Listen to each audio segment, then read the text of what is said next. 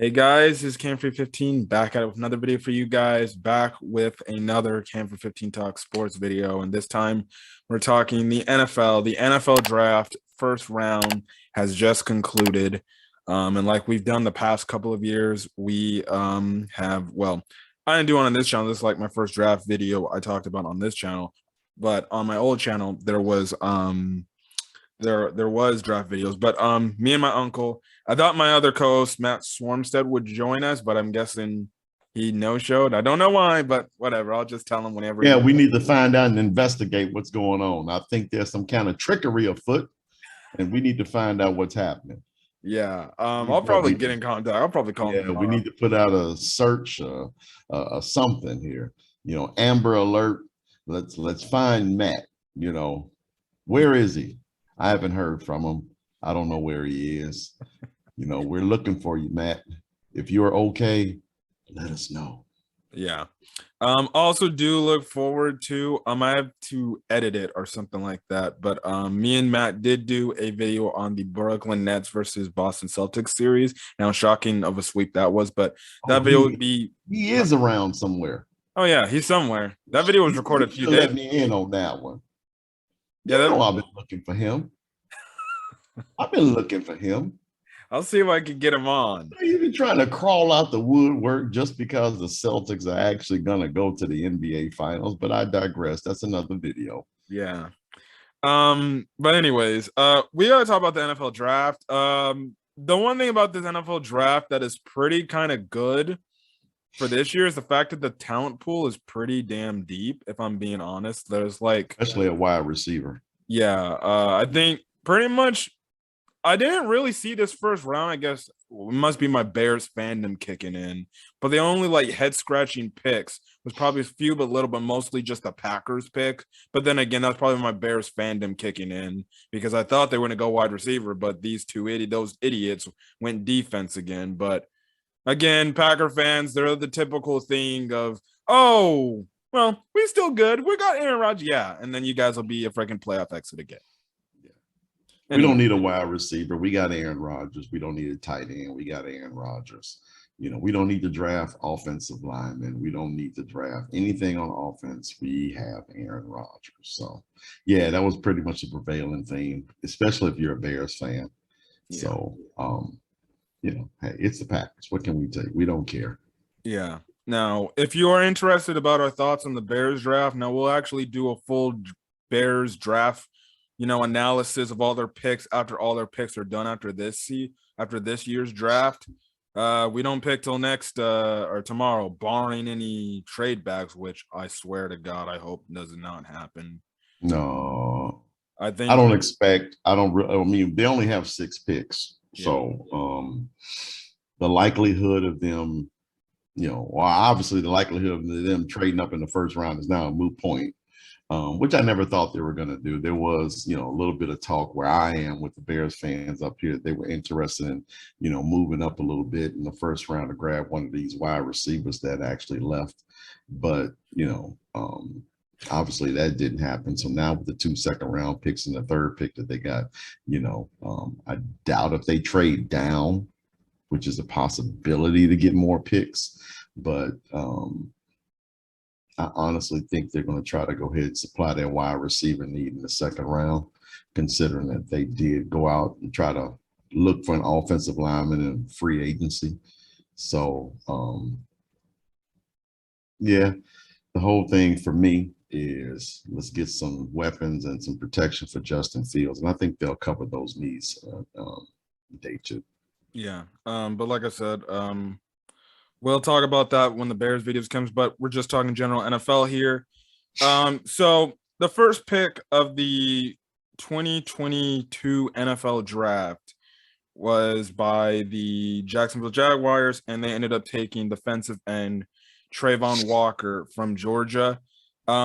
This could have honestly, nobody really knew who was going first overall. People thought it was going to either be Aiden Hutchinson. People thought it was probably more than likely going to be him, but it wasn't. Yeah, I was one of them. Mm-hmm. Yeah. Trayvon Walker, I think he was pretty good at Georgia. I don't know much about it, but I think this is a pretty solid piece for the Jacksonville Jaguars. Now, mind you, their entire draft picks, they went like all defense. Yeah. I'm not opposed to that, but I thought this was the whole thing of trying to find ways to help Trevor Lawrence. I really don't think any of their wide receiver cores are that they got in their freaking team. They're not like legit guys, even though Christian Kirk's getting paid that type of money. But I digress. I think this is gonna be a solid pick for them. Solid enough for their defensive line. Okay. So I think it's gonna be pretty good. I think it's a pretty good move for them. So only time will tell to see if Trayvon Walker will start to flourish. Well, thank you. I do know a little bit about Trayvon Walker, considering, I'm an SEC guy, Roll Tide. He was one of the studs on that defense, although he wasn't one of the main studs that me as an Alabama fan, thought that, he was one of those guys that we were like actually threatened by. We weren't. We were more threatened by the linebacking and the secondary, as opposed to the edge rushers. We wasn't really worried about the edge rushers. So he wasn't really my thinking as the number one overall pick. Johnson as Florida State was a thought that could have been the number one. Obviously, I thought Hutchinson. Thibaut was also a thought, although his work ethic I just didn't think was going to, catapult him to being number one. So we all knew it was going to be an edge rusher that was going to be number one. We never thought, everybody knew at least the position was going to be an edge rusher. Who? Okay, yeah. Hutchinson's name was thrown out a lot. I kind of sipped that tea myself. And, it did go to a player that was on the best defense in college football last year. So, yeah, that's pretty much all I wanted to say for that. Anything else? Yeah, it was, we both knew it was going to be an edge rusher. Mm-hmm. This drive was deep in edge rushers and wide receivers. And if anything that we're going to take from the first round is, there was a crap load of them. And, everyone was going bonkers over those two positions. Yeah. The next pick in the draft, the second round pick, was made by the Detroit Lions, and they actually selected a hometown guy, and that's Aiden Hutchinson. I think this is going to be a solid pickup. Only time will tell if this is going to be like maybe a knockout home run. I do think his style of play fits the freaking what's his name? Campbell. Dan Campbell. Yeah, Dan Campbell's type of whole bite kneecaps and everything and stuff like that. Yeah. I feel like Aiden Hutchinson would definitely gravitate to a guy like that. Like I said, time will tell to see if he's like going to be a dominant player for this Lions defense. I think he's good, but I don't think he's like, I would say elite levels are good. But like I said, time will tell. Maybe he, ends up being something, and especially as a Bears fan, maybe he ends up becoming a thorn in our side. I hope not, because it's the Detroit Lions. But I think this is a solid choice for the Lions. They add a much needed pass rusher, because I don't even think they have any pass rushers that I know of on their team. So I definitely like it just for the energy he can bring and just the attitude, and I feel like he fits the culture of what the Lions are trying to build there. Yeah. He's a pass rusher. Thing about these so-called edge rushers, which is the reason why I think Walker went number one as opposed to Hutchinson, is that Walker can stuff the run. Whereas Hutchinson is just a flat-out pass rusher. One of the things that, to negate the effect of a pass rusher is, first and second down, run right at them. Run right at them. And I think that's the thing with Hutchinson. He's about 265 pounds. So, he's kind of light in the tail for a run-stuffing pass rusher. But he's quick, he's fast. And from a pass rushing standpoint, the guy's elite. So again, a lot of edge rushers, a lot of wide receivers. So the prevailing theme, especially early on, was get your edge rushers early. Yep. Next pick in the draft was the 3rd overall pick by the Houston Texans. And this was a move that probably was Lovie Smith all over it. And that was the Houston Texans taking Derek Stingley Jr. out of LSU. I think this is again another really good move for the Texans. Again, like I said, this has Lovie Smith's writing all over it. All over it. Old Tampa 2. Yeah. What is the best thing that you can do in the Tampa 2? You gotta have a secondary. If you don't have a secondary, your Tampa 2 will suck.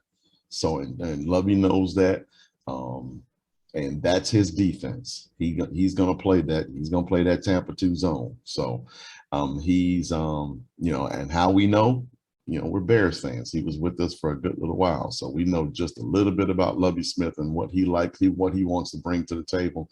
And yeah, this didn't shock me not one bit. The only thing that didn't shock me is I thought he might have went Gardner with this pick, but Gardner is more of a man coverage kind of, and Stingley is too. Don't get me wrong, but I think Stingley's IQ was so high, especially by him being a second-generation football player, that probably attracted the Texans to make this pick. Yeah, I actually do like Derek Stingley Jr. I think he's really a really good player. I definitely think he's going to help the secondary for the Texans and what they want to build there. So yeah, that's definitely could be their potential lockdown, corner right then and there. So we'll see how that ends up going. I think he's actually going to do really well. But typically, Lovey doesn't do a lot of man. He doesn't do a lot of man. So he's going to probably do a lot of zone defenses, junk defenses, to throw quarterbacks off and things of that nature. But at the same time, he got a really good one in Derek Stingley Jr. Yeah. The 4th pick of the draft goes to the New York Jets, which a lot of people are saying they actually pretty much won the first night of the draft. I honestly can't disagree with that statement. No, I can't disagree with that at all. Because they were actually like freaking killing it this draft. So maybe the Jets are actually a thing in the AFC East next year. Yeah. Let's not go that far. I said maybe. Let's not go that far. Zach Wilson. Let's not go that far. True. Let's not go that far. They ended up taking Cincinnati cornerback Ahmad Gardner. I think he's Sauce. This idiot is walking around with a damn necklace with a bottle of ketchup as a charm. Just carry on. I didn't catch many Cincinnati games this past year, but from what I'm hearing, this guy's like very underrated and he's a very good player. I think the Bears, they were actually interested in this guy if this guy were to like drop, but he got taken with the 4th overall pick. I'm guessing what the Jets were probably looking to take Derek Stingley Jr., but then, he got taken ahead of them. And then he's like, well, let's choose the next best possible option. And they went with Ahmad Gardner. I think he's solid. He's 6'3". I think he's got, some crazy skill and, it's going to be very interesting to see how he does in New York. But like I said, he's pretty underrated, mostly because he played for Cincinnati and he didn't get a lot of TV time. But from the things people are saying, he's like really good. Yeah. I mean, I always try to be wary of the player that's going to use the flash and dash on draft day to hype themselves up to get picked. Now granted, Dion Sanders was probably the one who started all of that. But Dion could back it up before Dion was a different kind of cat. I didn't sense that in this guy right here.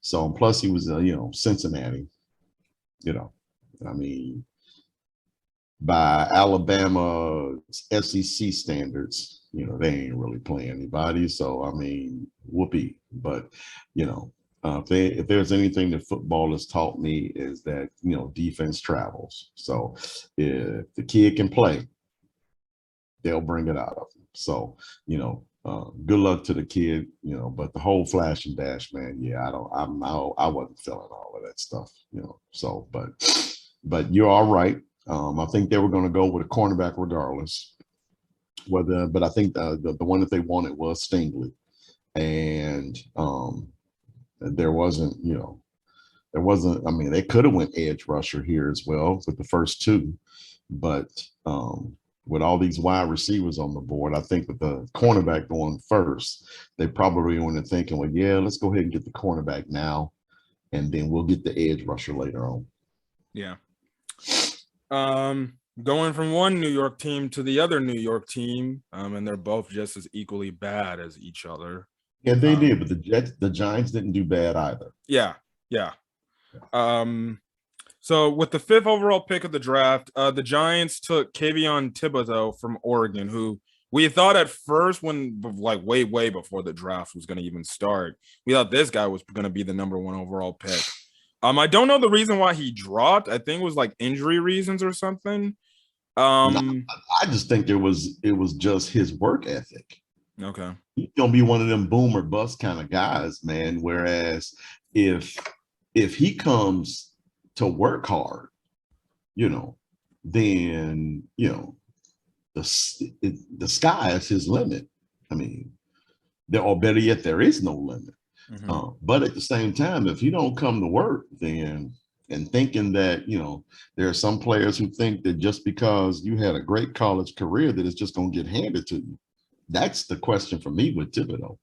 Mm-hmm. Yeah. I think he's going to be a good player for the Giants. I definitely think, again, it gives them a really good pass rusher that they can definitely use right then and there and help, get pressure on the quarterback.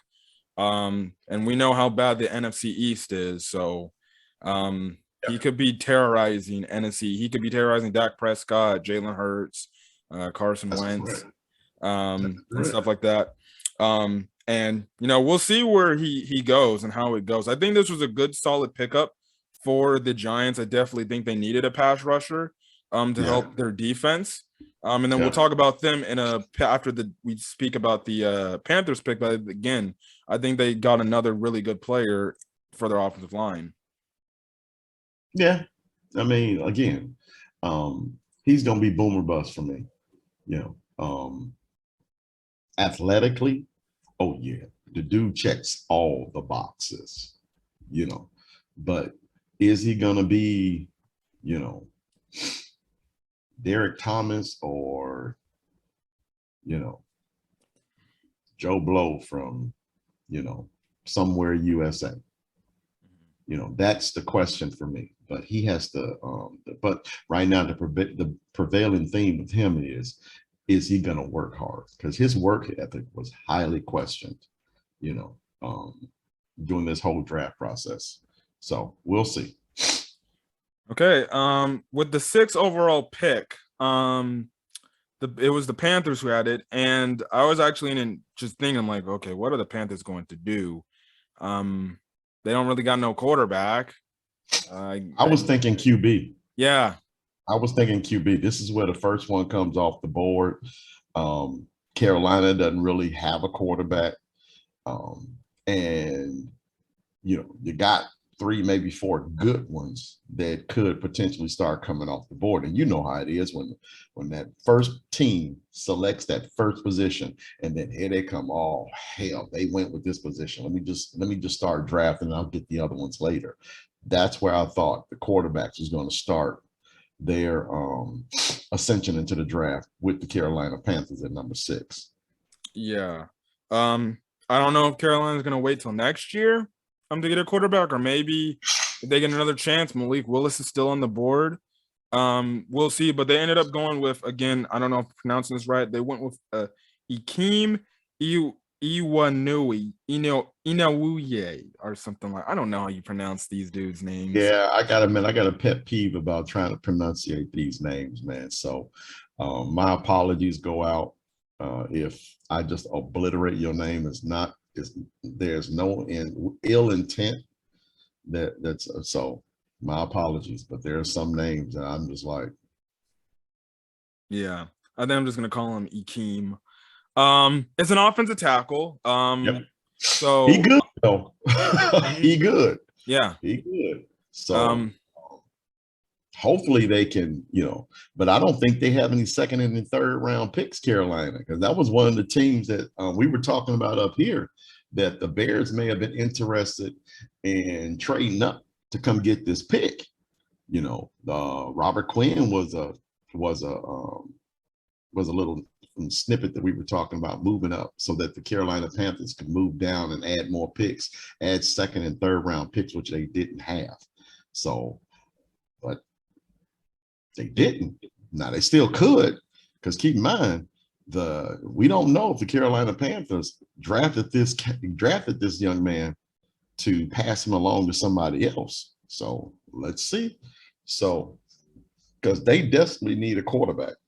And if they trade down in the second round, especially considering only one quarterback went in the first round, then that's a possibility for the Carolina Panthers. So let's just hold tight on this pick right here, because it could be for somebody else. Yeah. The thing is, I think this is a good move for them. So if they do select a quarterback, or if they get a quarterback next year, also there was talk about the Carolina Panthers using not necessarily this pick, but also trading for an established quarterback. Baker Mayfield was one of the names that was thrown out quite a bit. I know, but the Cleveland Browns cannot go into training camp with Baker Mayfield on their roster. They can't. There's no way they can do that. Well, in my opinion, they can't do it. Agree. So I agree. They got to get rid of Baker Mayfield. So somebody has to be willing to take him. And I think what the Browns are going to have to do is eat a lot of his salary too. But they cannot go into training camp with Baker Mayfield on their roster. So this could be, the pick to protect the next quarterback for the Carolina Panthers. Yeah. Yeah, they said he's really good. He's really big. And then he's a tackle. He's agile. So yeah. So I think this is actually a solid pick for the Panthers, based on whoever their quarterback is going to be that looks to lead them to, the future. But I think this is a solid pick by the Panthers here. Only time will tell what quarterback they'll get. True. Anyways, the next pick is again by the New York Giants, which this pick would have been the Chicago Bears pick if they had not traded for Justin Fields last year. But again, I think we can all say as Bear fans, it's better to have done that trade now than not do it. So yeah, but again, I tell them all Bear fans, if there's anybody you want to look at and blame for the fact that we don't got a first round pick, go blame the guy who's working for the Atlanta Falcons right now, and that's freaking Ryan Pace.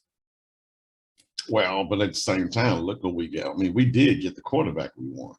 Mm-hmm. Yeah. I mean, we got the quarterback we wanted. We like Justin Fields. I don't know if Poles and Eberflus likes Justin Fields, but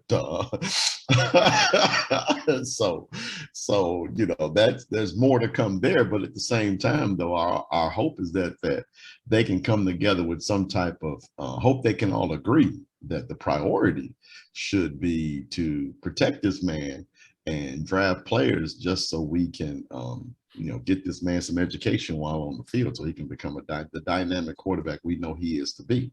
Now, Evan Neal was the best offensive lineman for Alabama last year. He was really good, Roll Tide. And, there was another pick that had to be done. And the Giants did a Giants, they're not going to pick up Daniel Jones's his fifth year. So Daniel Jones has basically got a 1-year audition with the New York Giants. And so what they're going to do is just going to go ahead and probably put the pieces together on that offensive line just to see if he can cut it, see if he's worth the contract. So But for me, Evan Neal was the best offensive lineman in this draft. Yeah. Yeah, I definitely think he's going to help the Giants again. If, the Daniel Jones thing, which we already know it's not going to work out more than likely. We'll see. We'll see. I mean, the guy that he needed protection. I mean, he needed weapons. And, that New York media, that New York media must be brutal because, it must be brutal. I mean, that's the only thing I can think of is just the pressure that's put on these guys by this media must be immense to the point where a lot of these cats, they just can't wait to get out of there. We'll see how Daniel Jones is doing. I think he's had enough time. It's like how my thing. I think Neal, at least from the draft standpoint, Evan Neal will be fine. Oh yeah. And I think he's gonna help. Yeah, he's just a piece of that foundation they're building. So I think this also is also moved because they're also, I think, moving on from Nate Soldier, who hasn't actually been really good for them. Nate Soldier wasn't good for anybody. I mean, even when he was with the Patriots, he wasn't really all that great. Yeah. Yeah. But I think this is a nice pick for them. I think the Giants got a nice building block for their future, and it's definitely gonna help them. Now looking at this next pick, which is the 8th pick of the draft, I'm kind of scratching my head now that I look at it. But again, this is the 8th pick. It's made by the Atlanta Falcons. And they take Drake London out of USC. He's a wide receiver.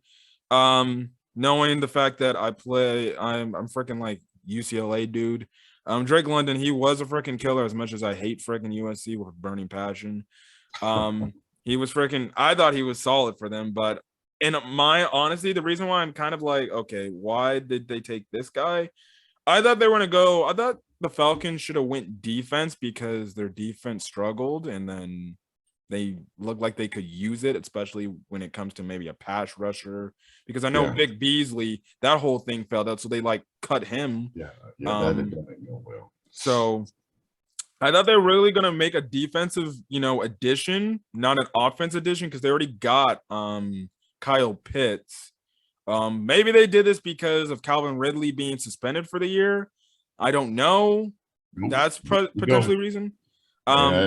Drake London, he is a big receiver. He's 6'4". He does make a lot of good contested catches.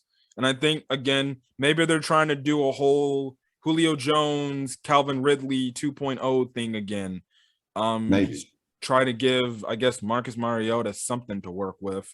Maybe. But we'll see where this pick's going to go. It's just one of those picks where it's like, okay, yeah, that seems like it's gonna be a nice pick, but they got who's gonna throw him the ball. Marcus Mariota's all right, but he's not a world beater. Well, that's true, but at the same time, though, you got Pitts, who's a big target, and now you got London, who's a big target. Typically, quarterbacks, when the quarterbacks who aren't great quarterbacks, what do you need more so than anything? You need big targets. You either need guys that can create their own space, or you just need a guy that's just so big that you just can't help but to pass it to him and you can't miss him. So that's the thing. That's what I was thinking about. They got Marcus Mariota. They got Kyle Pitts. They need big targets so that this guy can be able to see and throw to him. Guys that can be able to fight for passes and things of that nature. So I never thought they would have gone defense, although edge rusher was real. I mean, they could have went Jordan Davis right here too. They could have went Jordan Davis right here. It wouldn't have shocked me if they would have went Jordan Davis or Nakobe Dean, another one of these those Georgia standout players. I thought Dean would have been the thing here to go ahead and have that middle linebacker to set your defense up for the next 5 years. I would have thought that, but maybe they didn't think he was, worth the 8th pick of the draft. I don't know, but that's what I was thinking. You got this, journeyman quarterback, and he's gonna need targets because right now Calvin Ridley, I think this pick right here is probably saying, all right, Calvin, yeah, we're done with you. Let's just separate from each other. Yeah. Going on to the next pick of the draft. This originally was supposed to be the Denver Broncos pick, but they ended up trading back, and who they ended up trading with was the Seattle Seahawks. And with the 9th pick of the draft, the Seattle Seahawks take offensive tackle out of Mississippi State, Charles Cross. Now, the funny thing I find hilarious is the fact that they finally now select the offensive lineman after they traded Russell Wilson away. So it took them till getting rid of Russell Wilson for them to finally draft an offensive lineman.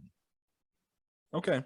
I'm not just going to say anything, but if I was Russell Wilson, I'd probably be a little bit salty right now. But you're probably in a better place right now than what the freaking Seattle Seahawks have to offer. But I think, again, it's another solid pick. Well, let me ask you this. As good as Russell Wilson is, and as bad as Drew Lock is, what pick did you honestly think they were going to go with? As bad as Drew Lock is, you got to get him some protection, because I thought they would. I thought knowing them, they'd probably go quarterback. Nah, you know what? They could have, but I gotta admit, I mean, you got Drew Lock as your quarterback. You better load that offensive line up with so much talent, man, that I mean, the quarterback can't be seen or touched. So at least with Russell Wilson, they had a chance because Russell Wilson was actually good enough to make a difference. Drew Lock is not good enough to make a positive difference for the Seattle Seahawks. So what can you do? Offensive line. That's the only thing you can do. Build that offensive line so good. So all you got to do is run left, run right. So all Lock has got to do is just control the offense, manage the offense. But yeah. I think it's gonna. I wasn't shocked.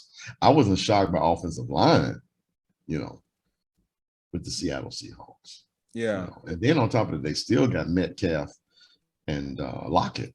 So you got to be able to figure out a way to keep Lock upright. Yeah.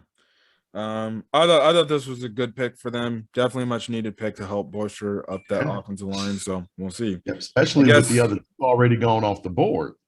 Just what we just talked about. When one position comes off the board, then that's when these other teams was like, oh snap, here we go. Man, I was really hoping to get, Neal with this pick.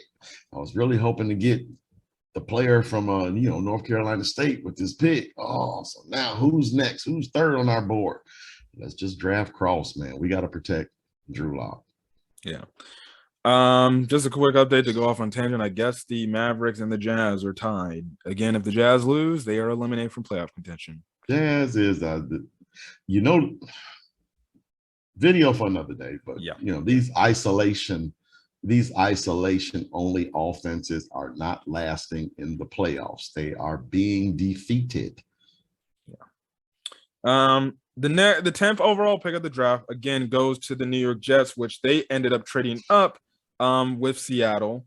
And they actually took one of the first talented receivers out of the Ohio State University, and that is Garrett Wilson. And I think this is like a really good player for them because he was killing it last year in college. Yeah, buddy. Just to pair him alongside Elijah Moore, they already got a tandem. So no more excuses for Zach Wilson in terms of the weapons you got. I think hold on, it's a rookie now. It's a rookie. Still. I mean, yeah, that's true. They got talent at the position. I'll give them that. But just like we said before, here it is. Offensive lineman was drafted. Boom, boom, boom, boom, boom. Then, three offensive linemen went just like that. So now here we go with the wide receivers. Now this one was by a trade. They were, I'm pretty sure in that war room, they were like, oh, snap, Wilson is available. Let's go get him. So that's what I thought right here. And the Jets were wheeling and dealing, Jack. So they got a really good one. This guy's a good one. So hopefully, Zach can. So hopefully Zach can either be Joe Burrow. He gonna either be Joe Burrow or Drew Lock. I don't think this year he gonna have any excuses. Oh yeah. Yeah. None. Yeah. I like the move. Yeah, I really like this move. I think this is like again, one of the many steals in this draft that can be a thing where it's like, oh, look at this. Again, you pair him alongside Elijah Moore. That's a nice wide receiver tandem for the future for the New York Jets. Yep. And and the route tree, he's well versed in the route tree. So Garrett Wilson is going to be a really good one. Whether he be, number 1 or number 2 is still yet to be seen. But this guy he's well versed with the entire route tree. So I think he'll be fine. It's going to be all on Zach Wilson to see if he can hit these guys up. Yeah. So because of that, the Saints had to get in on the action because they knew, oh, wait, there's another wide receiver from Ohio State. They ended up trading up with the Washington Commanders, and they ended up taking wide receiver from Ohio State, Chris Olave, which as a Bears fan, this pained me. But at the same time, it made me happy because that means the Packers never get a chance to get him as well. Yeah, that's correct. But I think he's going to be really freaking good for the New Orleans Saints. I think the quarterback's still Jameis Winston, right? Yep.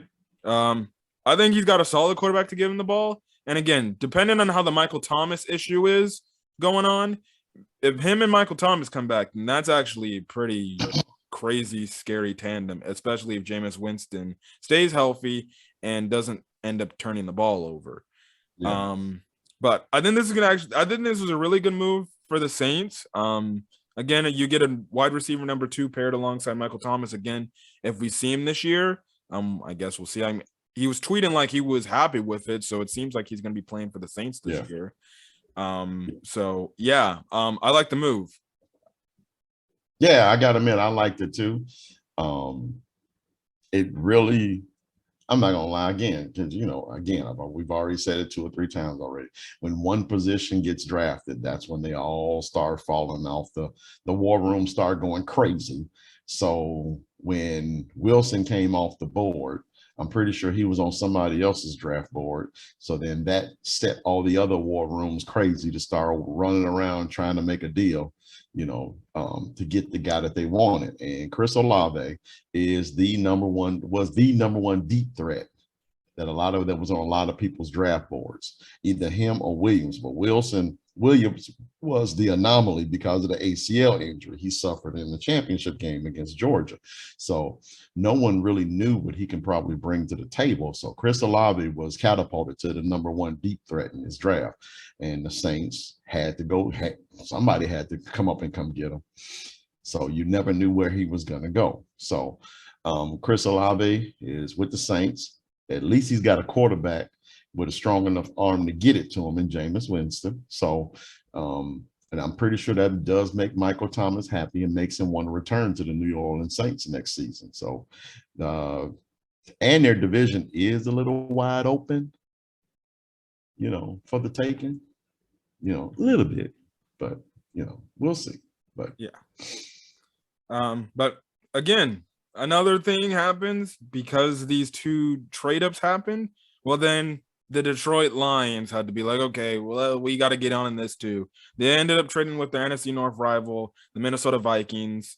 Again, maybe they have Adam Thielen, but I'm just saying maybe if Minnesota just stayed put and just took Jameson Williams, you're talking about a pretty deadly offense right there. But the Detroit Lions traded with them. They ended up taking Jameson Williams from Alabama, wide receiver. We don't know the whole knee status with him. They're saying he's like ahead of schedule, but he's probably going to be on like their injured reserve list for quite a while and they get called up and everything will be good. When healthy, I think this guy is actually going to help out the Lions now. I said might actually help out the Lions just from the standpoint. Their quarterback is Jared Goff, who can't seemingly throw a ball down the field past 15 yards because he's got a weak arm. So I'm guessing the Lions' plan is this. Unless they somehow get another draft pick in the second round. I don't know if they have another second-round draft pick. And I guess they wait on maybe Malik Willis and hope he falls to them. I think that's actually a pretty solid, quarterback that they could potentially get as the eventual replacement to Jared Goff, unless they're going to do the strategy of, okay, let's get what we got now and then maybe tank again and then get one of these high-end quarterbacks, whether it's CJ Stroud or Bryce Young, and stuff like that. Probably more than likely Bryce Young because he has a rapport with Jameson Williams. But I think I think if the Lions get a legit quarterback, mind you, a legit quarterback, I think this move definitely can end up paying off for them in the long run. But again, the only reason why I'm seemingly not as concerned, it's because it's the Detroit freaking Lions. And the Lions are always going to Lions. Yeah, I got to admit. Now, the biggest thing with Williams is obviously his health. He blew out his knee this past February. This past February. So we all know that ACL injuries usually take about a year and a half for him to recover from. So first of all, his rookie year is already done.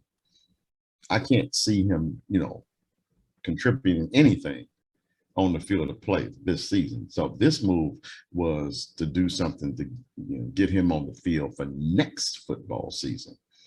So that said, we all know Jared Goff ain't the quarterback of this team anyway. So it's just a matter of making sure that the weapons are around the next quarterback for the Detroit Lions.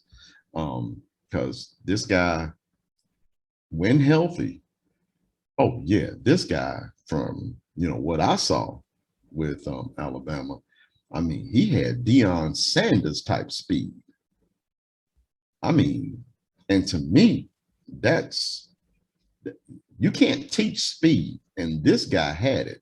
So if this guy comes back 100%, then he potentially could be, and when I say Dion Sanders type speed, I'm not talking about Tyreek Hill speed. I'm talking Dion Sanders speed. That's the kind of speed that I saw with this guy. So we'll see. But at the same time, it's the Detroit Lions. So as a Bear fan, we're just like, okay, yeah, right. Yeah, we'll see. Yeah. So the next team that ended up selecting was going to be the Houston Texans, but the Eagles ended up trading up for that pick. And just to go off on a little tangent for the Eagles, they ended up making a trade. And the trade was pretty big for them because they ended up trading with the Tennessee Titans for AJ Brown, and then they presumably paid AJ Brown crazy types of friggin' money. I don't have the contract details right now, but I know they paid him 4 years, and it was those typical big wide receiver money contracts that have been getting dished out. So they got their legit number one wide receiver. Again, just like we said with Zach Wilson, no more excuses with Jalen Hurts no more. You got the weapons now. There you go. Yep. So. And they were a running team to begin with, the Philadelphia Eagles. So now they got potentially the best defender in the draft in Jordan Davis. People were, they were throwing out names like Aaron Donald in comparison when talking about, Jordan Davis. And Aaron Donald, when he came out of the draft out of Pitt, the Bears were, he was on the Bears draft board, but he was at 280. The reason why the Bears said they didn't draft him is because they felt he was small at the position, but Jordan Davis, ain't small. This guy, damn near 350 pounds, ran a 4.7. So this guy was elite at Georgia. So yeah, you're right. Jalen Hurts has no excuses. But I think they probably wanted Devonta Smith to be the number one. Didn't work out that way. So now they got a true number one in AJ Brown, and it's up to Jalen Hurts to find this guy. Yeah. My thing on Jordan Davis, he definitely could probably more than likely be the eventual replacement for the future of the defense for Fletcher Cox, because he's starting to get up there in age and everything. Yeah. And definitely Fletcher Cox can be a mentor to this guy. And, just the way this guy was freaking going, it's just, geez Louise, this dude looks like he's a monster. Yeah, but at the same time, when Alabama beat him, what they did was we wore him down by making him run. We did a lot of things off tackle. We did a lot of sweeps. We didn't do a lot of stunts directly in the middle because it played to his strengths. which is his girth and his strength. So we made him move. We made him into an east-west type of player instead of a north-south type of player. So those are some of the things that Philadelphia, they probably already know, but those are some of the things that, they'll probably try to work with him on it with his conditioning so that, he can be out there on the field for, max number of plays. So we'll see. Yeah. And then another thing about the AJ Brown thing, hopefully he stays healthy too, because he's like he's a player that always tends to get injured or nicked up, and then he's missing weeks sometimes. Correct. But regardless of the fact, this is essentially, okay, Jalen Hurts, let's see what you got. Otherwise, you're going to be replaced maybe next year, whether it's a quarterback in the free agency or we get a quarterback through the draft. So we'll see. Unless they surprisingly take a quarterback right then and there, just be like, it's hey, your last shot. I don't know. Yeah. But so and again, it could be. I shouldn't say it could be. That's what it looks like. It's one of those situations. Okay, well, we had the number 1 running attack in the league last year, so now we need to do something to this pass offense. So now we got really good wide receivers now. So now Jalen Hurts, it's up to you to take that number 1 rushing attack and let's go win some games now, because now we got weapons for you. So I'm pretty sure they'll be looking to improve upon their tight end room. So we'll see. So I think Jalen Hurts can do it, because the way of the quarterback is going towards the athletic type. So we'll see. But I think the winds are shifting as it relates to the quarterback position in the NFL. Yeah. We'll talk about the tight end side of this when we get to the Treylon Burks pick. But going on with the next pick of the draft, the 14th overall pick. Again, another pretty big trade happened with the Baltimore Ravens, and they ended up trading with the Arizona Cardinals, and they traded Hollywood Brown, Antonio Brown's cousin, to the Arizona. I don't think Lamar Jackson was happy about that. Yeah. I don't think he was happy about that. They traded away Hollywood Brown to the Cardinals, so it's going to give Kyler Murray a freaking weapon to use. Mind you, we'll see how that offense goes. I'm guessing they just thought of like, when DeAndre Hopkins goes down, we really don't got any other pretty talented wide receiver threat. Well, keep in mind that, if they had kept Christian Kirk and still made this move, I can see what you're talking about. But see, all the Carolina Panthers did was create the same scenario that they had last year. They'll have DeAndre Hopkins. They'll have their slot guy in Hollywood Brown or, the Christian Kirk's replacement. So when DeAndre Hopkins goes down, they're going to be right back in the same position. One less wide receiver out the room. Now, granted, Christian Kirk wanted some crazy money. And maybe that's the reason why the Ravens traded him. Maybe Hollywood Brown wanted money, and the Ravens were like, nah. Yeah. And even still, that was even Lamar Jackson sounded off on Christian Kirk. I believe it was Christian Kirk, where he was just like, yeah, dude, we good at the wide receiver position. And lo and behold, they trade the guy, which made him make that statement originally. So now he just like, what the Phil Florin, Yeah. So it's I don't even know who the heck they got up in there other than that one talent, Rashad Bateman. Other than that, they got nobody else. And then they got what's their tight end name? Is that Hurst? Yeah, Hayden. No, not Hayden Hurst. Oh no, you're right. Crap, I forgot his name. But even still, they don't have any more speed on that defense, on that offense, I should say, other than Lamar Jackson. That's what made the Ravens offense so nice, is that they pretty much had speed everywhere. Speed at the quarterback, speed at the running back, speed at the wide receiver. But see now, and we'll see, because they got a good coach. I mean, one of the best in the league. So so it's not like it's one of them things where as Ravens fans, I'm probably like, oh my goodness gracious, no, we lost Hollywood Brown. Well, I mean, I never saw him as Hollywood to begin with. I saw him as Marquise. He was just a regular guy in the wide receiver room who just happened to be 5'9" and 180 pounds, playing a collision sport. Yeah. So. Yeah. But the draft pick that the Ravens ended up taking was the safety out of Notre Dame, Kyle Hamilton.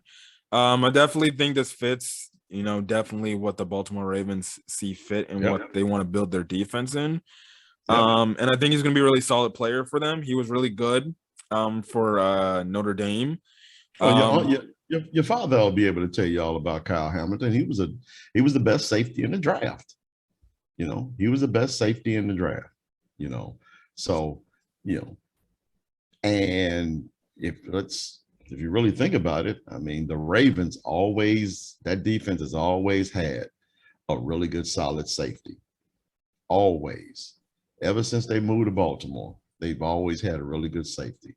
Reed, Turner, Hamilton now. So, I mean, it's just like always had a good safety. Yeah. So defense has been one of their things in Baltimore. So this pick did not shock me, not one bit. Mm-hmm. Yeah, I think that was a good pick for the Baltimore Ravens, and I think they got what they were that they're probably going to get their next great safety there.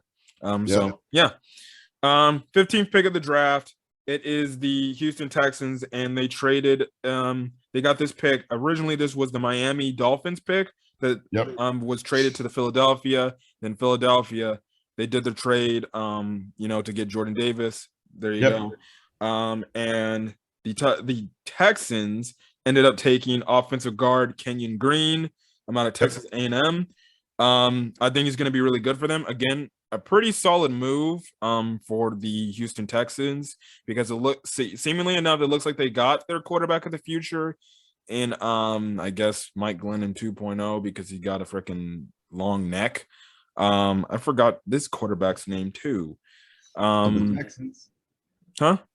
He said for the Texans. Yeah. Oh, Lovey don't do quarterbacks.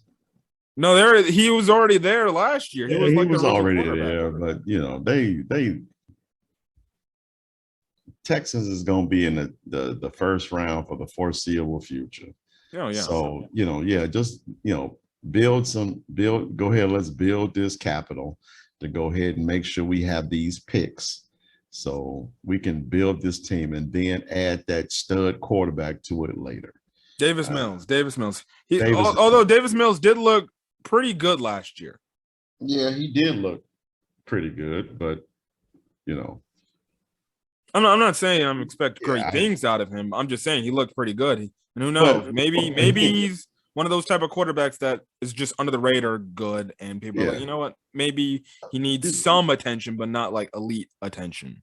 The thing is, again, just like with football is not it's and I mean, I'm not making myself out to be some type of football savant, but my belief is always run the ball, stop the run. Quarterback don't make any mistakes. So if you can run the ball, build that offensive line, and maul people at the line of scrimmage, which is what looks like to be the prevailing theme with Houston.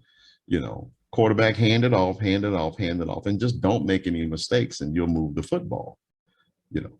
So that's, to me, it looks like that's where they're going to go. Let's build this offensive line up. Let's build this defensive line up. Let's beat people at the line of scrimmage, and hopefully our quarterback don't muck it up. Yeah. Next pick, 16th pick of the draft, and that's with the Washington Commanders, who they ended up trading. They traded back. They got what originally was supposed to be the New Orleans Saints pick. And they ended up getting Jahan Dotson, the wide receiver out of Penn State. I think, again, another very talented wide receiver. The only problem is he got Carson Wentz as his quarterback, and we all know he got Carson Wentz. Yep. But, well, you know what? I can't say that because Carson Wentz has had some pretty good coaches. He's all right, but I don't think he's had some good coaches, though. Oh, yeah. You can't. It's like, dude, man, what is going on between your ears, bro? You done had some really good coaches, and you couldn't do a thing with them. So I'm like, so yeah, man, it's then ask yourself, what's the concept? You done had all these quarterbacks, can't do nothing. What's the concept? It's you.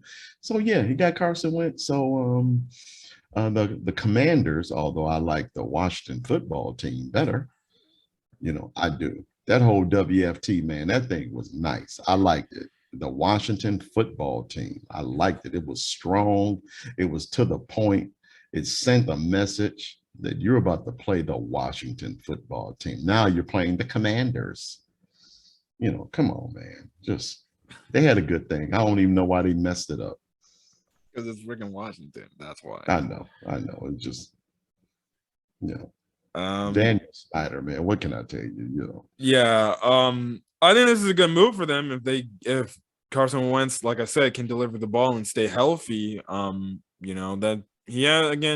Wentz, he's kind of just that injury prone / stationary quarterback that just. If you really look, Washington is putting together a decent team. Yeah. You got good wideouts. You got a stud running back in Gibson. Let's see what they can do with the offensive line. And let's see what Coach Rivera can do next year. But I mean, for all intents and purposes, they look decent. The only thing that's messing everything up is they need that cherry on the top at quarterback. We won't know what's happening until next football season. Yeah.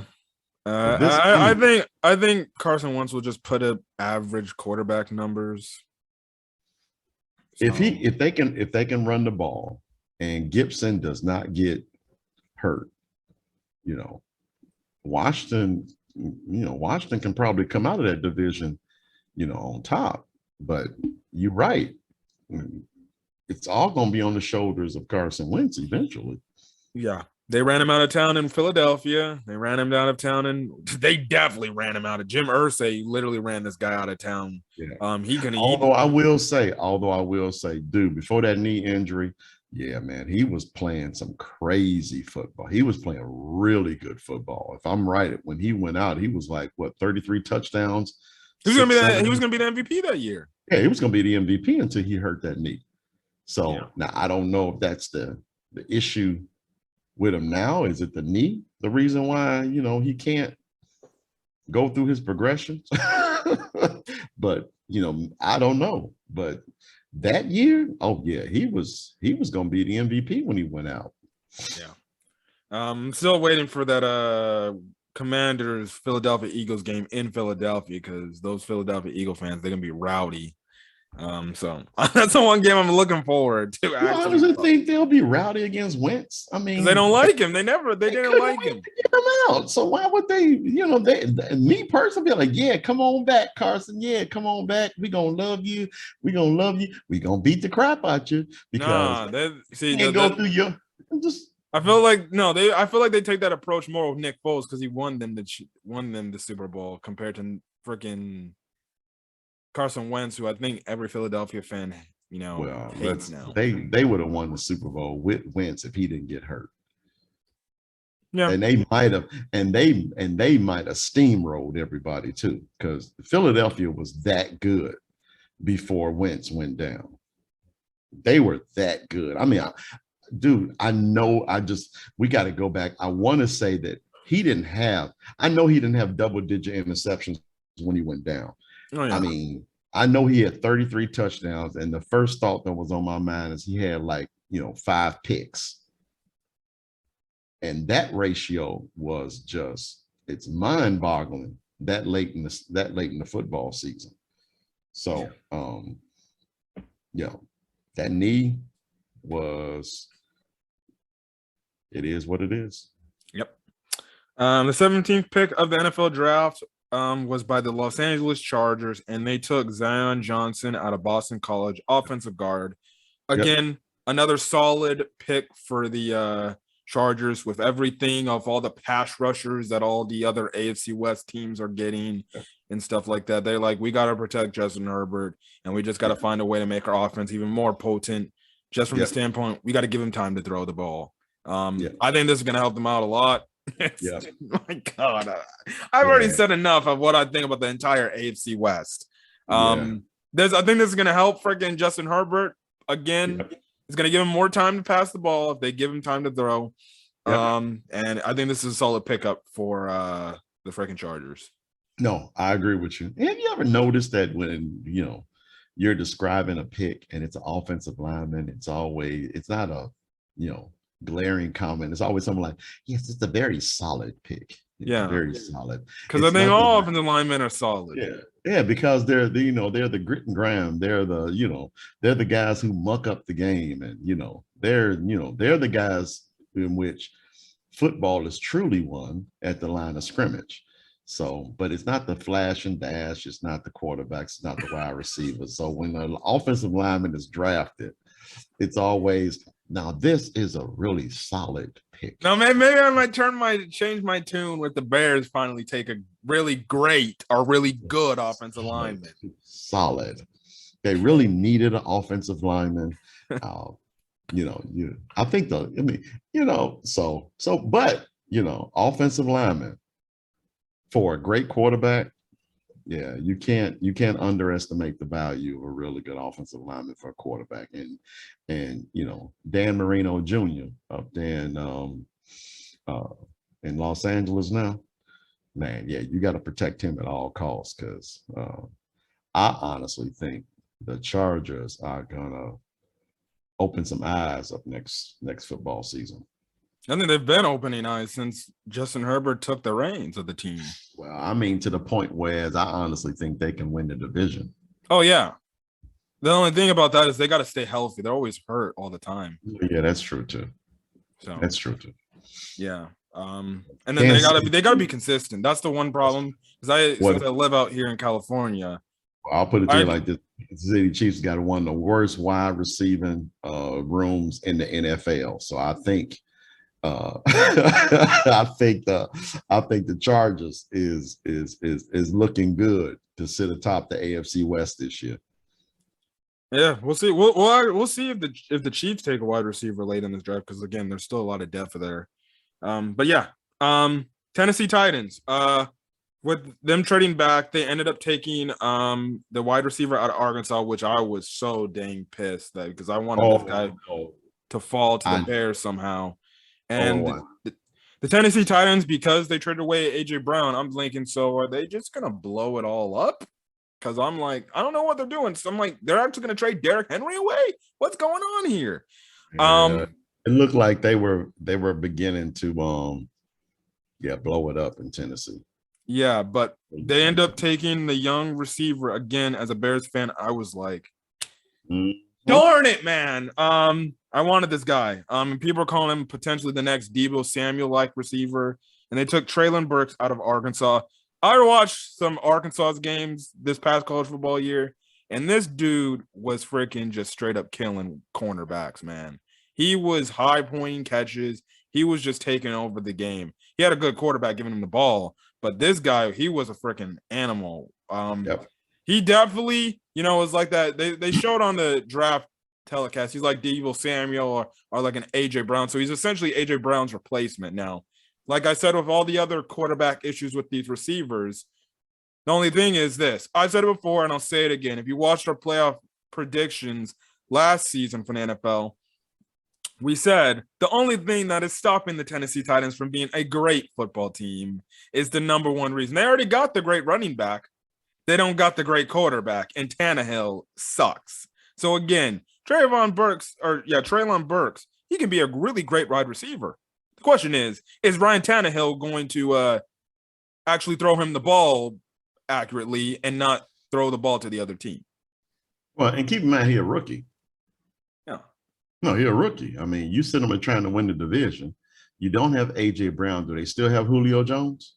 No, they cut him. They cut him too. Again, so here it is. Now, the number one guy in your wide receiver room is a rookie. So how are you to win the AFC South, which is a pretty tough division to win? How are you to win the AFC South? Because Jacksonville, let's be honest, Jacksonville got a heck of a lot better They got better. They got better, but I don't think they're in a take. Well, I'm just saying, but they still got better. They improved their improved their team by, you know, getting a competent head coach. You can say what you want about, you know, Peterson, but he is a competent head coach.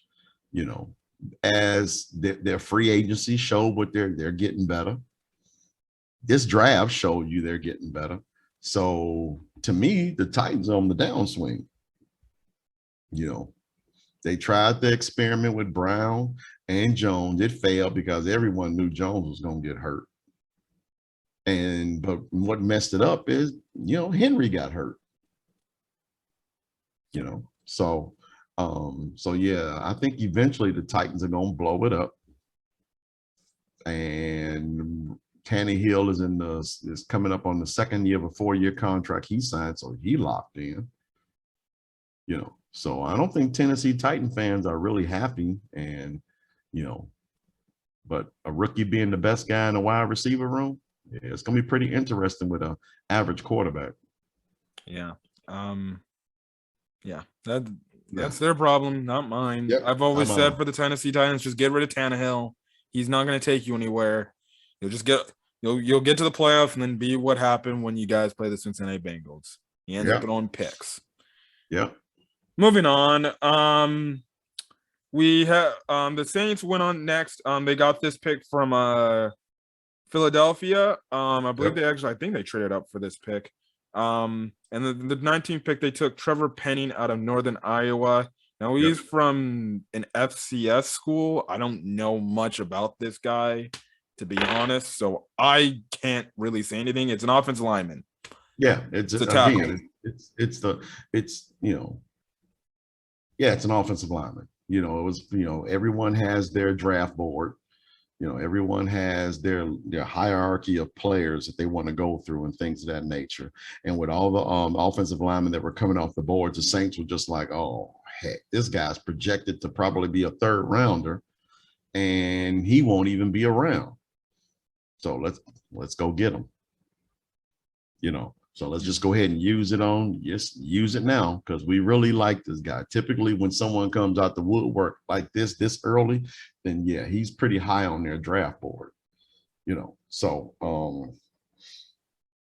but he's one of them muck it up guys. You know, he's one of the guys that just really likes to get physical with you at the line of scrimmage. You know, so doesn't shock me, because again, offensive linemen, it looks like they're at this particular moment, they're coming at a premium because, you know, so many of them went in the 1st round. Yeah. I mean, he's a tackle too, so they're more than likely using this pick to replace Teron Armstead, who left to go play with the Miami Dolphins. Yep. So that's the thing there. Yep. Anyways, the next pick in the draft, which is the 20th pick, and that was selected by the Pittsburgh Steelers. Everybody pretty much in their mama knew that they were going to more than likely take a quarterback because, one, it's like I said before, and I'll say it again. I don't care. When the move happened in the offseason, I was like, cool, fine, great. I have a Pittsburgh Steelers fan in my Clippers group chat that I talked to. I'm like, Mitchell Trubisky ain't going to take you all guys anywhere. If you really think, oh, the Steelers are 100% committed to Mitchell Trubisky, they're not. And again, that's to the stupid ass Bear fans that still have some sort of freaking love for the guy when he never worked out to begin with. Don't get me started with Mitch Trubisky. This dude is what he was last year, a career backup quarterback at best. And if anything, then the Steelers taking Kenny Pickett shows me that there actually might be a competition, and Mitch Trubisky actually has a good chance at losing out to a rookie quarterback, which if that happens, my point will be proven that Mitch Trubisky is a career backup and he sucks at his job. Yeah, some of it was Matt Nagy's fault, but the other part, he sucked as well. Some of it was Matt Nagy's fault. Some of it.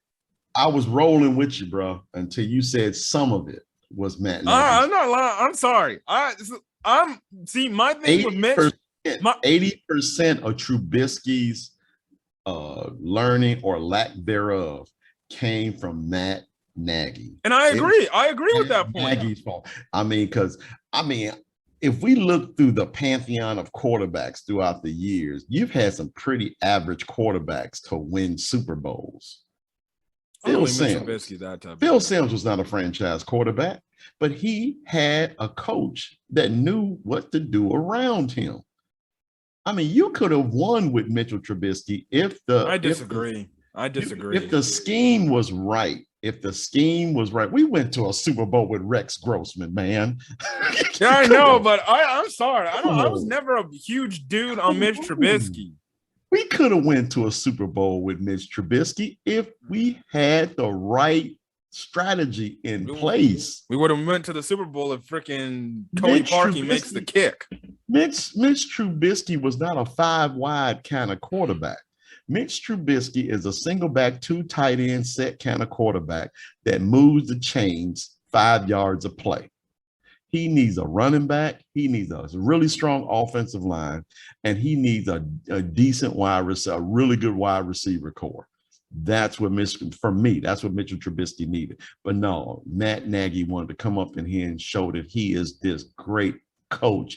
I can coach anybody. Look what I did with Mitchell Trubisky in my first year. Oh, and come on, man. And then he tried turning the guy into a pocket passer. Okay.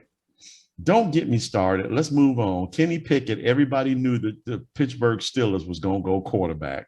I was thinking, Willis at this particular moment, but I'm pretty sure that people thought that, or the Steelers thought that Pickett was going to be gone. So obviously he was number 1 on their draft board at the position.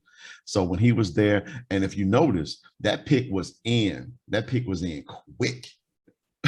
That pick was in quick once that OL for the Saints got off the board.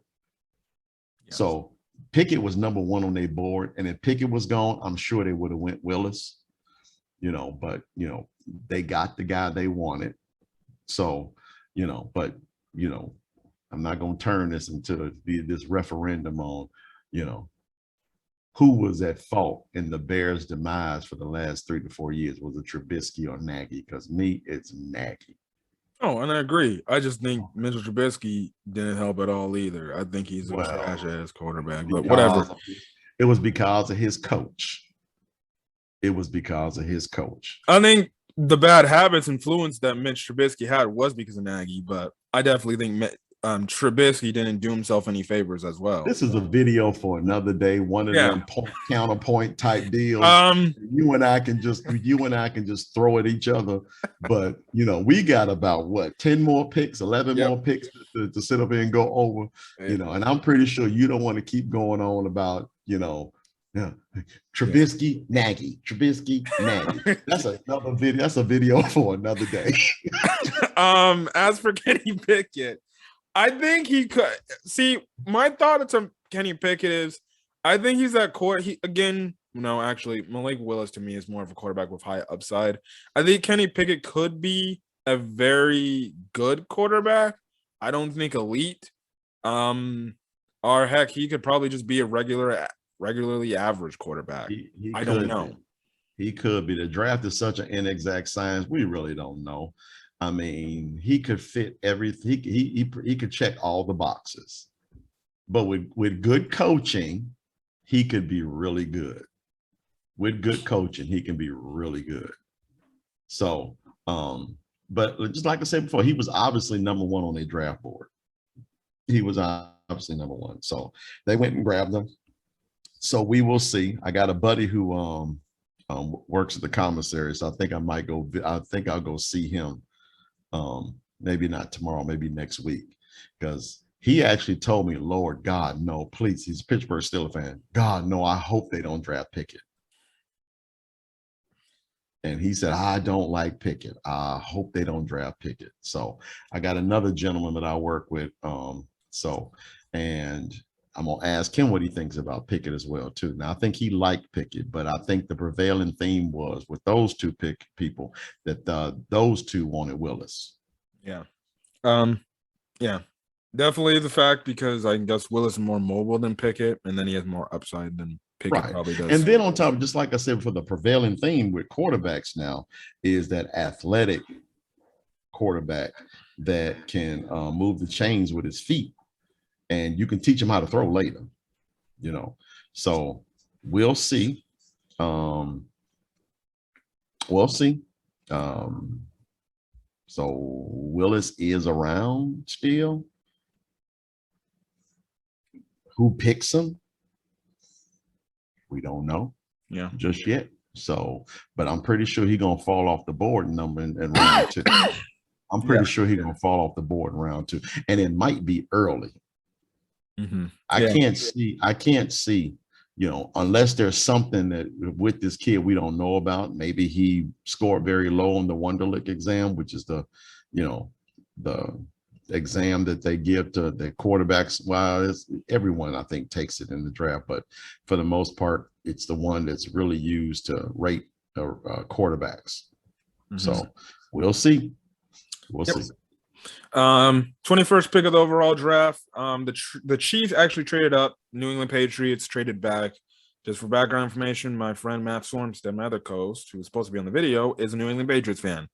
Anyways, the Chiefs saw, well, Raiders added Devontae Adams. They have Darren Waller, Hunter Renfrow. The Denver Broncos, they got a solid wide receiver core. We don't know what the wide receiver core the Chargers got. So the Chiefs, like, we got to bolster up our secondary, which I think is actually a good move, especially the fact that they're losing Tyrann Mathieu. And they ended up taking the cornerback out of Washington, Trent McDuffie. I think this was a good pick for them because they need help in their secondary, especially with the loss of Tyrann Mathieu. Now, time will tell if his presence will be as good as maybe a Tyrann Mathieu, but with the fact that the AFC West is loaded with these really talented wide receivers, they need something to improve their secondary. Yeah, they do. The only thing that I'm just like, well, you know, he's a small corner. Yeah, he's 5'11". Yeah, I thought it was 5'9", but 5'11" is good, but he's still in the mid 180s. So to put this particular player in front of a guy like Devontae Adams, I'm pretty sure Devontae Adams is not like he's probably like laughing his behind off with this one. So, but yeah, they had to do something, you know, secondary help, especially. I'm pretty sure the guy that they coveted was Kyle Hamilton. You know, I'm pretty sure that's the one that they coveted. I don't think anyone really expected Kyle Hamilton to be gone by this particular time. So when they noticed that he is gone, you know, yeah, they had to come get somebody because the guy that they coveted was already gone. Now, me personally, I probably would have went with the Georgia safety, which went a little bit later, you know, but, you know, a small cornerback. Now, granted, he is a, you know, from what they say, he is a smart corner, but man, it's, you know, but the eye test doesn't tell me he's going to be a shutdown. There, you know, just the term you use, we talk about offensive lineman, he's going to be solid. Next pick of the draft, 22nd round pick by the hated Green Bay Packers that we hate on this channel for burning passion. I don't care. You can call me Negative Nancy. I don't know what the heck these fools are doing. But like I said, the Packers, the Packer fans, they're like, oh, well, we can find a way to bolster up our defense because we want to copy the way the Chicago Bears can build their defense. Try to find the bright spots, even though they should have went wide receiver here. But okay, we don't get all the wide receivers were basically gone.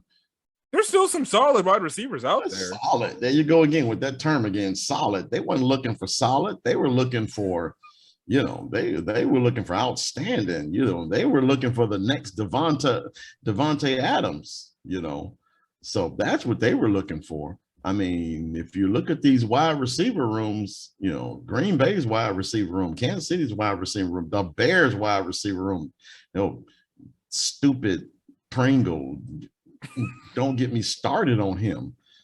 You know, these wide receiver rooms aren't really great. And talking specifically of Kansas City and Green Bay, when you got quarterbacks like this, you got to improve upon that wide receiver room. So it's just like when you see these wide receivers coming off the board, Green Bay, you should have been on the move to trade up. you more likely tried and just failed, but I get it. But you gotta step up to get a wide receiver, especially when you got a great quarterback, whether you like him or love him or what have you. You still got to get a guy that your quarterback can look forward to working with. I thought honestly they were going to probably more than likely draft maybe George Pickens because he's a big weapon at wide receiver, but for some reason they didn't take him. I mean, at least the Detroit Lions, great. I mean, and see, that's what was the thing here as well too. I mean, that could be the reason why the Lions drafted Williams. Is that hey, Green Bay was talking about getting them, so let me go ahead and go get them. But hell, if the Lions can go up and get a quarterback, Green Bay could have did it too. Yeah. The Lions got a wide receiver for Jared Goff. Think about that. The Lions got a wide receiver for Jared Goff. Yeah. And Green Bay could not pick a wide receiver for Aaron Rodgers. Yeah. Oh, I'm pretty honestly, I'm fine with it. I'm cool with it. I'm fine with it too, but I'm just saying, to be Aaron Rodgers right now. I still don't agree with the fact that he was cool with Devontae Adams dipping. I really don't believe that. No, I'm pretty sure he wasn't. But at the same time, he took all that money. Yeah. He took all that money. Patrick Holmes, same thing with you. You took all of that money. And considering you took all that money, it hurts the other positions and the other players on the team due to the salary cap. Yeah. So but to put my objective cap on, not just my biased Bears cap. Yeah. Again, I think they got a pretty, I guess, fine linebacker. I don't know much about Quay Walker. Again, it's another Georgia standout. He played right next to Nakobe Dean in their lineup. And I mean, that Georgia defense was lit. It was lit. Yeah. It was. So, that's why you saw, 5 Georgia players taken in the first round.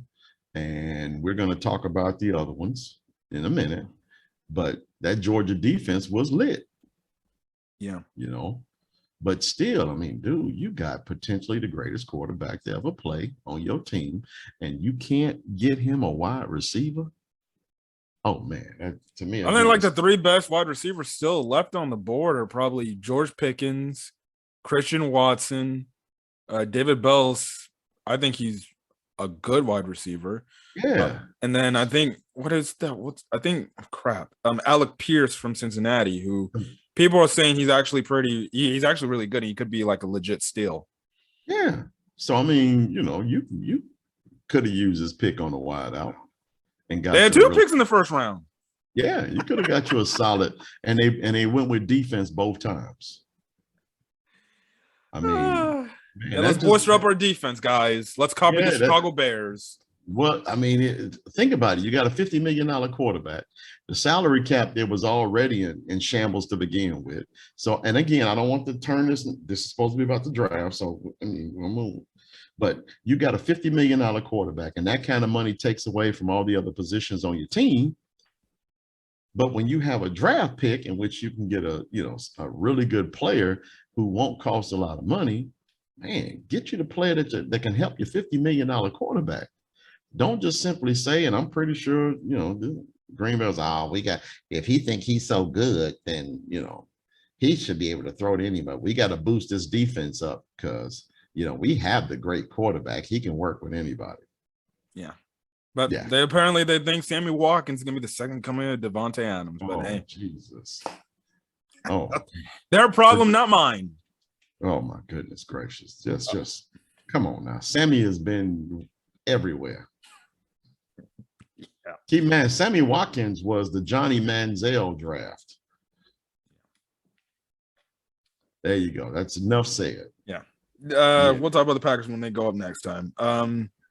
The next pick in the 23rd pick, the Bills actually traded up, and they traded picks with Baltimore, and they ended up with the 23rd overall pick. They ended up taking the cornerback out of Florida, Khair Elam. I definitely think this is going to help them because the one thing we saw in the playoff game last year, their cornerbacks couldn't shut down nobody, and they've single-handedly lost their game because their cornerbacks couldn't cover nobody. Correct. And especially with the fact that I feel like they also did this move because same guy that killed them in the playoff game went to their division rival. They're like, oh, we got to do something in the secondary. And then two, you look at the Jets. They saw what the Jets are doing. They got Garrett Wilson, Elijah Moore. They got to, get somebody in the secondary. Again, the Patriots, I don't know what their wide receiver room looking like. It's just dudes over there. They did get Devontae Parker, but that's right. They got Devontae, but another good friend of mine, he's a huge Miami fan, and he was just like, he was like, thanks, New England. Thanks, New England, for Devontae Parker, because we couldn't do a thing with him. He was like, thank you. He was like, Devontae Parker. That was wonderful, You say, and he was the first one who told me, see, this is why Bill Belichick don't, this is why Bill Belichick only coaches now. Yeah, he's not the great evaluator of talent that everyone thinks he is. Yeah. But and last point before I let you go, they also, again, like I said, they're just seeing the fact that all these quarterbacks are getting all these weapons in the league. So again, this is another pick. He's 6'2", so I think you can say compared to the Chiefs cornerback, I think they got a much bigger cornerback that can definitely hold his own. And we'll see how time will tell with we'll see. I mean, going back to that Kansas City pick, if you really want to get a cornerback to go up against the likes of Devontae Adams, then I would have thought you would have went with a big cornerback. That's what Buffalo did, because obviously, you are absolutely right. They had one side of the field covered, but the other side, was pretty much just giving up everything in coverage. So, when you go up against the Kansas City Chiefs and you go up against these quarterbacks in the AFC West, you got to have guys that can cover, and that's exactly what Buffalo did with this pick. Yeah. Definitely going to help. He's definitely going to get good mentorship out of Leslie Frazier, as much as I don't like the guy. I think that's correct. Hire him. But he played he played defensive back when he was in the league, so he's definitely going to get good mentorship there. And again, Buffalo's already adding to their already bolstered up defense. I still will say this: I have a problem with their new stadium that they're going to build. That is not a dome stadium; it's a semi-dome stadium, but it's still outside. Yeah. Somebody change the plans on that stadium, please and thank you. Yeah. Don't you want to have Super Bowls in Buffalo? But then again, Buffalo's not an attractive place to hold a Super Bowl, so I guess. I got another buddy I work with, and he is a huge Buffalo fan. So I'm pretty sure he's stoked about the pick, because when I talked to him, one of the positions that he had mentioned that we need to upgrade was cornerback. So, and they were maybe 5 minutes away from a Super Bowl. Yeah. So, wasn't really 5 minutes away from a Super Bowl, but 24th overall pick, the Dallas Cowboys. Yeah, great. They ended up taking a offensive tackle, and they ended up taking Tyler Smith out of Tulsa. I think, again, it's another one of those moves where I was like, as a Bears fan, I'm like, another guy I would have loved to have on the team as the tackle, but just had to see that stupid Cowboys room with freaking Jerry Jones at the middle, because, of course, we all know he's the one pulling the strings, not no Mike McCarthy or his son, Stephen Jones. I don't know about that. I think Stephen does have some input in their war room. So, but it's a Jones. Yeah. Let's just agree to say that it's a Jones that's making those decisions. Yeah. So whether it be Steven or Jerry, it's a Jones, but they did go offensive lineman, which does make a lot of sense. I think they lost Lael Collins. Yeah, they did. They did. Yeah. So they had to, plug some holes on an offensive line. The Dallas Cowboys, for the last few years have boasted that they have the best offensive line in football. And there are some years in that they did. So, oh Lord have mercy. Get out of the room. Go away. Hey, it actually kept that on. I'm sorry for that quick cut, but that was my dad. Since we got so rudely interrupted, Anyway, we were talking about the Dallas Cowboys offensive line, but yeah, it makes sense that they go ahead and go get offensive line. So, I like the move. It's good for them because most of their offensive linemen are starting to age. Yeah, and then on top of it, think about it, they're running backs, man. I mean, oh God, Elliott's the problem. I think Elliott's cooked. I think he's cooked too, man. I mean, the shelf life on a running back, but at the same time, he did protect himself by making sure he got that contract, 2 years before it was supposed to expire. Yeah. So that was very smart on his part because he knew what Jerry Jones was going to do. Yeah. So, but yeah, it's a good move to get the offensive lineman. So now, and Dallas will probably win the division again because, I mean, they are the best team in that division, especially when you compare it to the Giants, the Eagles, and the Washington football team. Yeah. I'm not calling them the Commanders. You can forget that. 25th overall pick. This was a trade. The Ravens moved up to the 25th pick with the Buffalo Bills, and they ended up taking another player that I wish fell to the Bears because I thought he would have helped the Bears. Yeah. And that was Tyler Linderbaum from center out of Iowa. And as a Bears fan, I wanted this guy because we need a dominant center. We haven't had that since Olin Kreutz. But this is a really good pick for the for the Baltimore Ravens. Again, another type of pick that fits their down dirty system where it's like we're gonna run it right down your freaking throat and you're just gonna freaking just take it. He's that type of player that will freaking get into somebody and just truck them right then and there. The one position that I was hoping that the Bears, I hope they address is center because that's the quarterback of the offensive line. With a quarterback, a second-year quarterback, you need very, you need players with high IQs around the school, and you need one at the center position. So I was hoping that this guy would be around for when the first pick of the Bears draft comes. This was the one that I was hoping they would get with that second round pick, but now he's gone. So that, that put a stale taste in my mouth, as far as what the Bears, may do. So, but it was a good pick, great pick for the Ravens. And it is what it is, man. The NFL draft. What can I tell you? Yep. The pick with the 26th pick of the draft, again, New York Jets. Again, you can say these dudes were the winners of tonight's first round. And they ended up taking the defensive end who shockingly fell. Some people thought he was going to go earlier, and that was Jermaine Johnson II out of Florida State. Yep. He's a freaking pass rushing machine. He'd get after you.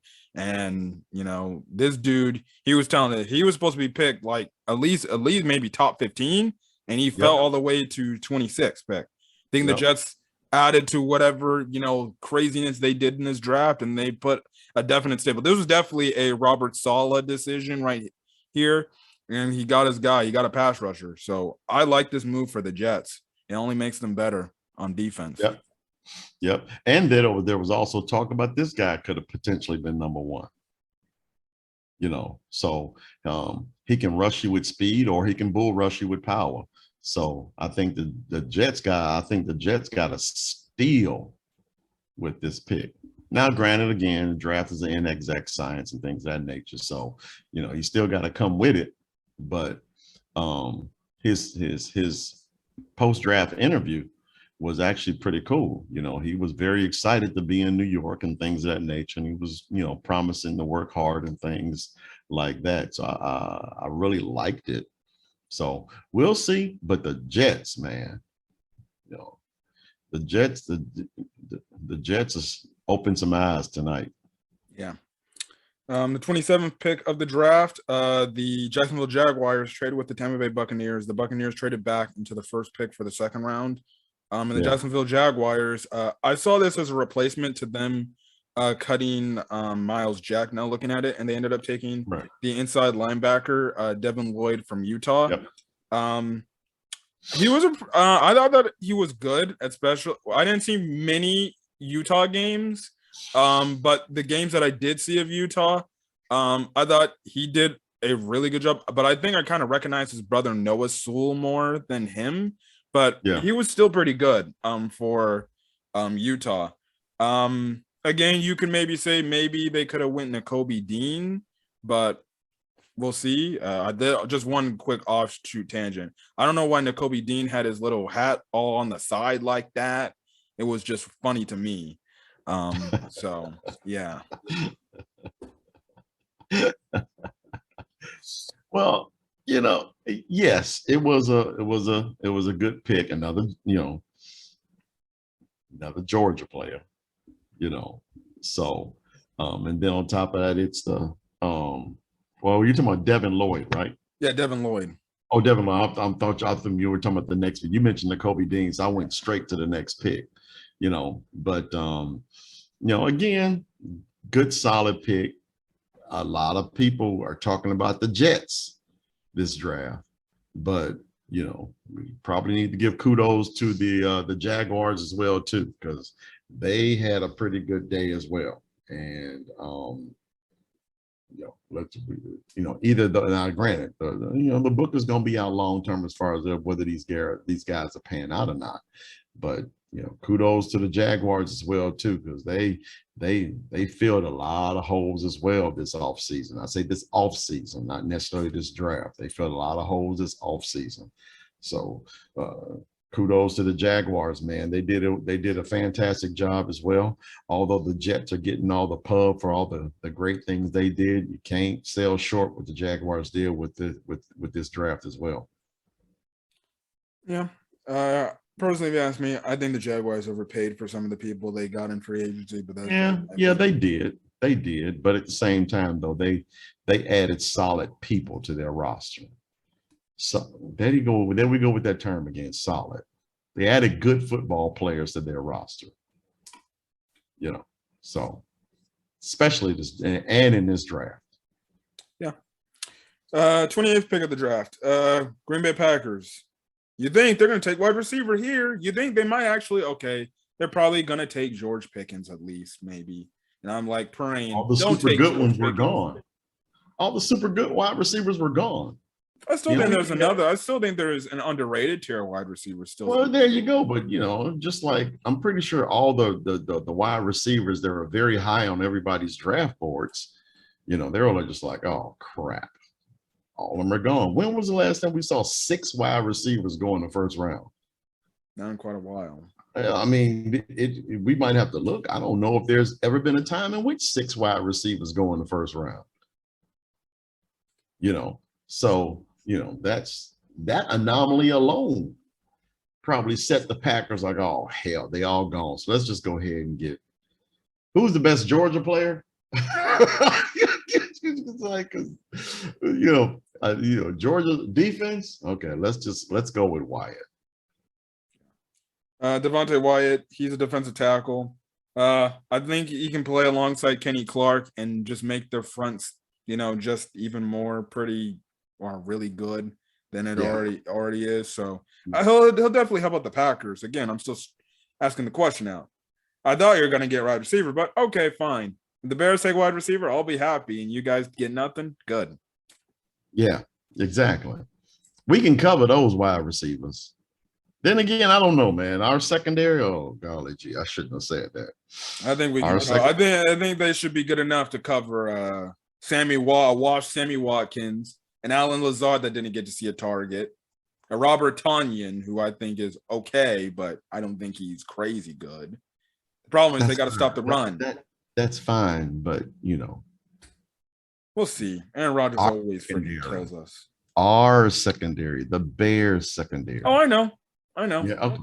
Just here we go again. We just video for another day. Maybe I just have too much trust in Eberflus's defensive schemes. That's probably just me. Maybe, but you got to have good, high IQ players to do that. And unfortunately, based on what we saw last football season, that seems to be missing from the Bears defense. Well, I shouldn't say the Bears defense, the Bears secondary.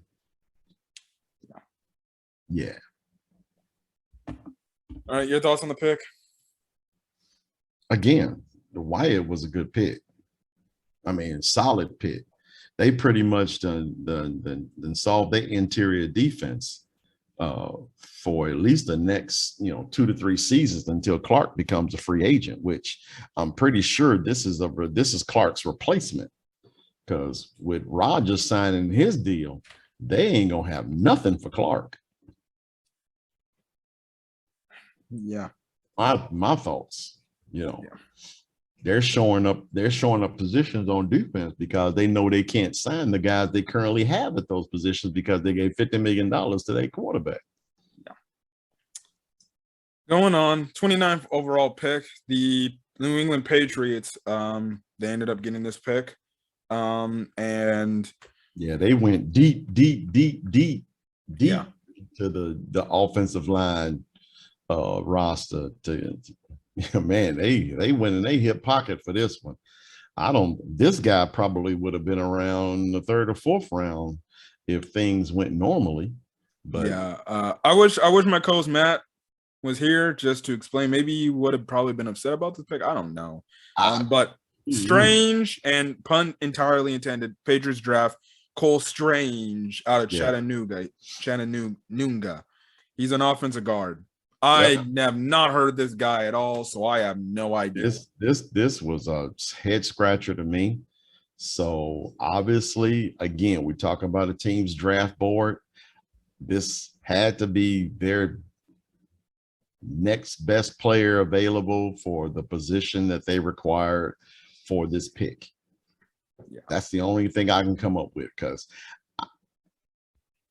and a lot of people are going to say, well, because of the Patriots, that we're not going to question this pick because the Patriots always draft well and they know that. Okay, all right, that's why Bill Belichick he's just a coach now. So yeah, I don't know what the heck. It's a head scratcher. Yeah. 30th pick of the draft. The Chiefs go up, and again they add another pass rusher to their team, because opposing offenses in their division are just like this guy crazy. Man, go ahead. This is defensive end from Purdue, George Karlaftis. I don't know if I'm pronouncing that right. Yes. Yeah, this guy is man. When we talk about a player's motor, and that's what Aiden Hutchinson got lauded for, his motor. This guy has got a motor times 2. I mean, I was watching. He was first. I first noticed him when I saw. I think it was Ohio State was playing Purdue, and this guy, he put his right hand in this cat's neck. It's like he just went and bull rushed him with one arm. And they moved him around to this guy. I love this pick by the Kansas City Chiefs. Because this one right here may very well be the steal of the draft. Yeah, I like this pick just that much. So but we'll see. Just like we said before, inexact science, we don't really necessarily know how these guys are going to come. But I can tell you this: I'm sure this guy is going to come to work. So I love this pick for the Kansas City Chiefs. I would have liked it for us if we actually needed that position. If we had traded Robert Quinn, I would have loved us to get this guy. Yeah. The next pick in the draft after the Chiefs was the 35th or 31st overall pick, and that was the Cincinnati Bengals. They ended up taking Daxton Hill out of Michigan, who's a safety. I definitely think they needed this because their secondary is not really the best. It was smart if you looked at the Super Bowl with players in plain clothes coming onto the field to celebrate freaking, what was it, an interception? Oh, okay. All right. So, yeah, they need high IQ guys over there. Yeah. And this is a good safety, another really good safety. So, but yeah, they need smart people in that secondary. Yeah. I would have liked to have had Daxton Hill for the Bears. Yeah, but I think they already, who did they sign alongside Eddie Jackson? I forgot who they signed. They signed some safety. Yeah. It was that dude who used to play for the Titans. Crap. I forgot his name. That's okay. I said video for another day, but but all intents and purposes, this pick by Cincinnati was a really good pick. He's a really good player. I think he'll play right away. And so yeah. And then the last pick of the first round for the 2022 NFL draft, I thought the Vikings were actually going to potentially draft the replacement for Kirk Cousins and Malik Willis here. But they ended up taking the safety Lewis Sign out of Georgia. And he's a safety. I think I don't know, other than who's their other safety they have? Harrison Smith. Yeah, Harrison Smith. I think, this is a good pick for the Vikings to match alongside Harrison Smith. Definitely seems like he's going to be the future safety for this team going forward. I still think maybe they have a chance they take Malik Willis in the second round because they got the second pick in the second round. So maybe they might actually take him, maybe not. We'll see. But regardless, I think it was a solid pick for the Minnesota Vikings. Bolsters up that defense. That's already, I guess you can say, somewhat loaded. It's just, I think the Vikings defense can be overrated at some times. Yeah. But I think this is a good, nice back end to the defense. And let's be honest with you, that front seven was always pretty good with Minnesota. It was always on the back end in which Minnesota had problems. Getting the safety and one that can actually assist Harrison Smith on the back end of the defense. And this guy, from what I can tell you, what I saw at Georgia, he is a big hitter and he can tackle. So it was a really good pick for Minnesota to help out that secondary.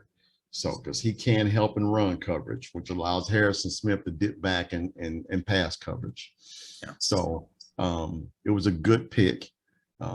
And yeah, I do believe you are right. They do need to come into this season with a viable long-term option at quarterback. Because they can't keep paying Kirk Cousins, $30+ million a year for him to be doing what he's doing. Personally, if you ask me, keep paying him. Yeah, it's fine. Keep paying them, But yeah, so I can honestly see them addressing quarterback and, addressing quarterback on day 2. Yeah. Tomorrow. So which more likely could potentially be Willis. Yeah. The kid from Nevada is pretty good as well too. So who knows? Yeah. Where they may go at, with this position. I don't know, man. Kirk Cousins just seems to be that kind of cat who just is like, yeah, y'all don't need a quarterback. Y'all got me, and I'll just sign another franchise tender, and you all can go another year with me, and everything will be wonderful, and we'll go 7-10, and the fans will be happy. Well, that'll be the quickest way to pissing Justin Jefferson off, and he'll dip. That's correct. They need a guy really bad that can connect with JJ. Yeah. With number 18, because he's a stud. Yeah. Yeah. But that's pretty much it of the first round of the NFL draft. Honestly, I was even though I thought, it was a really good draft. I thought a lot of teams made, a lot of decisions and they addressed their needs. And again, the draft's still going to go on for the rest of the day. There was like a lot of teams that didn't even get first round picks, and there was like 8 of teams that didn't have first round picks. One of them. Yep.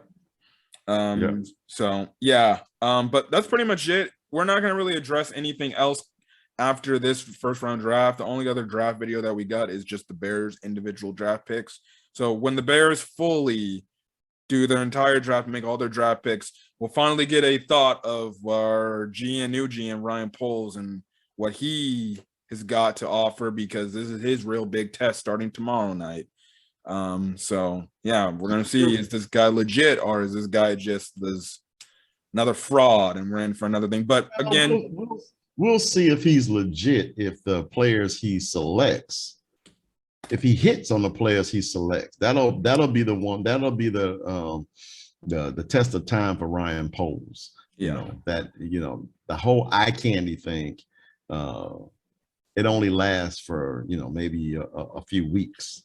But if he hits on these picks, then yeah, that'll be the determination if the plan he puts together, the people he puts in the scouting departments are actually making the right decisions to give him the best information he can to pick who he needs to pick. So we'll see. Yeah. But going forward, going forward for the channel, we're going to get out of here. But for the channel, look forward probably within the coming weekend, either more than likely, maybe either Saturday or Sunday, if that's cool with you. We'll do an NBA second round / or first round recap / second round preview, because just breaking news, Mavericks beat the Jazz by 2 when they won the series. So you mean to tell me the isolation offense failed again?